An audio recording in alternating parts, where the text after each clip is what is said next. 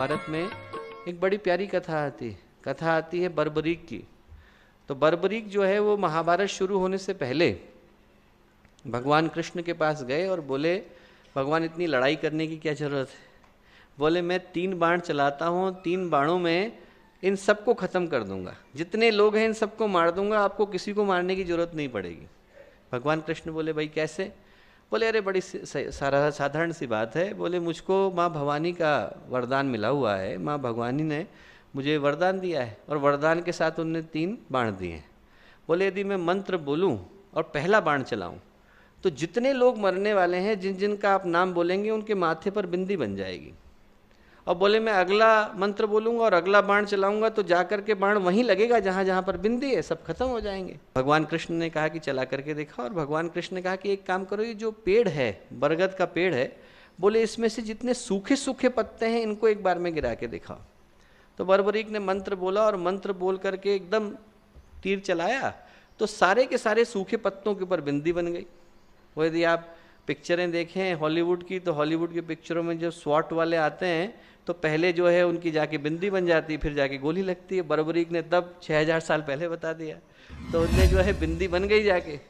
अब बिंदी जब बन गई तो उसके बाद उसने, भगवान कृष्ण ने देखा कि ये तो सही कह रहा है। भगवान कृष्ण ने एक सूखा पत्ता लिया और अपने पैर के नीचे दबा लिया, अंगूठे के नीचे दबा लिया। उसने अगला तीर चलाया और अगला तीर जाकर के एक बार में उसने सारे सूखे पत्तों को गिरा दिया तीर ने। पर चूंकि एक पत्ता भगवान कृष्ण के पैर के नीचे दबा रह गया तो बाण निष्फल चला गया। तो बर्बरीक ने कहा कि प्रभु मेरा आशीर्वाद आपने जो मिला था इसको आपने विफल क्यों जाने दिया? भगवान कृष्ण बोले बर्बरीक तुमसे कोई व्यक्तिगत दिक्कत नहीं थी, पर ये महाभारत लोगों के कर्मों का परिणाम देने के लिए। हर व्यक्ति अपने अपने कर्मों के हिसाब से इसमें दंड पाएगा। तुम एक ही बार में सबको मार दोगे तो प्रकृति की व्यवस्था में जो है व्यतिरेक आ जाएगा, वो मैं नहीं आने देना चाहता। माँ भवानी बोली कि देखिए आपने ठीक ही किया, भगवान कृष्ण से बोली कि आपने ठीक ही किया जो किया, पर चूंकि अब मेरा आशीर्वाद था और वो विफल गया है तो मुझे आपको श्राप देना पड़ेगा। तो माँ भवानी ने श्राप दिया भगवान कृष्ण को कि जिस अंगूठे के नीचे आपने पत्ता दबा करके रखा था वो अंगूठा आपके शरीर का सबसे कमजोर हिस्सा होगा। तो जब जरा ने उनको अंत समय में तीर चलाया और ये सोच करके चलाया कि हिरण वहाँ पर बैठा है, तो भगवान कृष्ण के अंगूठे से ही आके टकराया। और वो जो उसके पीछे का कारण था वो वही बर्बरीक को दिया गया आशीर्वाद और उसके परिणाम स्वरूप मिला श्राप था। तो मंत्र के अंदर इतनी ताकत होती है। ऊर्जा को उत्पन्न करने के लिए मंत्रों के उच्चारण से सरल और सुगम दूसरा पथ नहीं है दोस्तों। ये बात बहुत ज़्यादा गंभीर है, क्योंकि मंत्र जब हम लोग करते हैं तो इस बात को भूल जाते हैं कि उसके अंदर कितनी शक्ति जन्म ले रही है। वही तो शब्द हैं, वही अल्फ़ाबेट है, वही वर्णमाला है।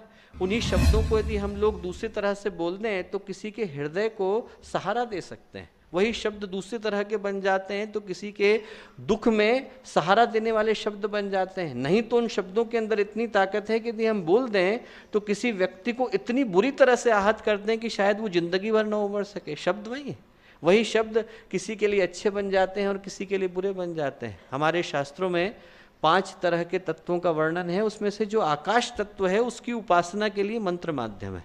और इसीलिए मंत्र जो है शब्द का सहारा लेते हैं, क्योंकि आकाश की तन्मात्रा शब्द है।